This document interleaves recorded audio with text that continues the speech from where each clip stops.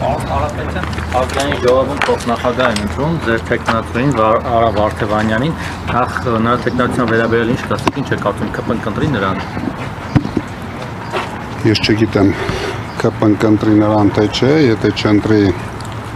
շատ սխալ կանի, իսկ Արամի մասին Արամը միջազգային մասշտաբի ամենատաղանդավոր մարդկանցից մեկն է։ Բայց այսօր նրան հիշեցնում են, որ դու մի քանի ճամբար ես փոխել եղել ես հանրապետական, հետո քոչարանական, հիմա եկել մտել ես ուժեղ Հայաստան։ Ճիշտ արել, որ եկել մտել է ուժեղ Հայաստան։ Բայց ինչի՞։ Նախորդ երկուսները վատն էին։ Վատը չէին, բայց մարդուն զարգացումը միշտ անհրաժեշտ է։ Փորձելա տեսելա, որը դուրս չեկա, որն է ճիշտ է։ Հիմա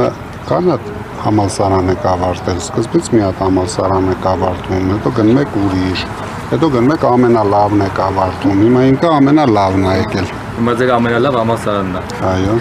Բա որ հետո որոշի, որ ձերն է լավը չի ուրիշ տեղ գնա։ Դրա հավանականությունը 0 է։ Պարոն Կարապետյան, նկատեցինք, որ դատավարությանը զուգահեռ նաև ուշ-ուշով հետևում եք ազգային ժողովի նիստերին, բոլոր ազգային ժողովի նիստերին եք այսպես ուշադիր հետևել, թե միայն 9-րդ գումարման եւ ինչ հետևություններ եք արել այս օրերի ընթացքում։ Իհարկե միայն 9-րդ գումարման եւ նախկին ազգային ժողովի մի քանի հետաքրքիր էպիզոդներ նայել եմ։ Պարոն Կարապետյան, ձեր նախորդ նիստի մի հայտարարությունը շատ ծանր էին տարել ԿՊՀ-ականները, մասնապես Տարոն Չախոյանը որոշել էր, որ ԿՊ-ի թասիբը ինքը պետք է պաշտպանի ձեր արտահայտությունից, որ ասել եք Գյորմամիշ, ու տենց դա կռվի թեմա դարձավ։ Սրա վերաբերյալ ասածը ԿՊ-ին չէր վերաբերվում էր ինձանից բիզնես խլողներին։ Եթե իրենք այդպես արձագանքեցին, իրենց պրոբլեմն է։ Ինչ եք կարծում, կռիվ ձեզ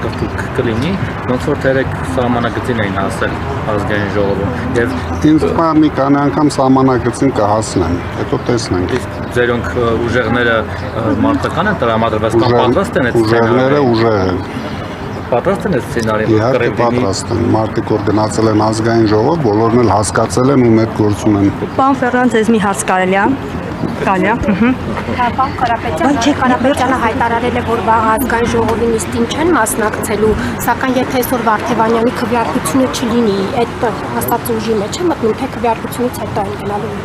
Ինձ թվում է, եթե այսօր չլինի, վաղը մինչև ժամը 2-ը կարող է լինի։ Եթե չլինի, ուրեմն չեն մասնակցի։ Քվեարկությունից հետո է։ Վարդևանյանը ասաց, որ ինձ ծառայական մեքենա պետք չի, պարքերոճարներն էլ ուղղելու է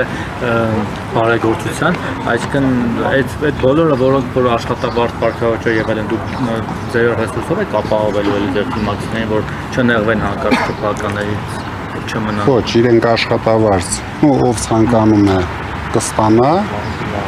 իսկ ով կհրաժարվի, ուրեմն կհրաժարվի։ Ուրեմն ինքը դրա կարիքը չունի։ Երբ Նարեկ Կարապետյանի մասով ասացին ԿՊ-ից, որ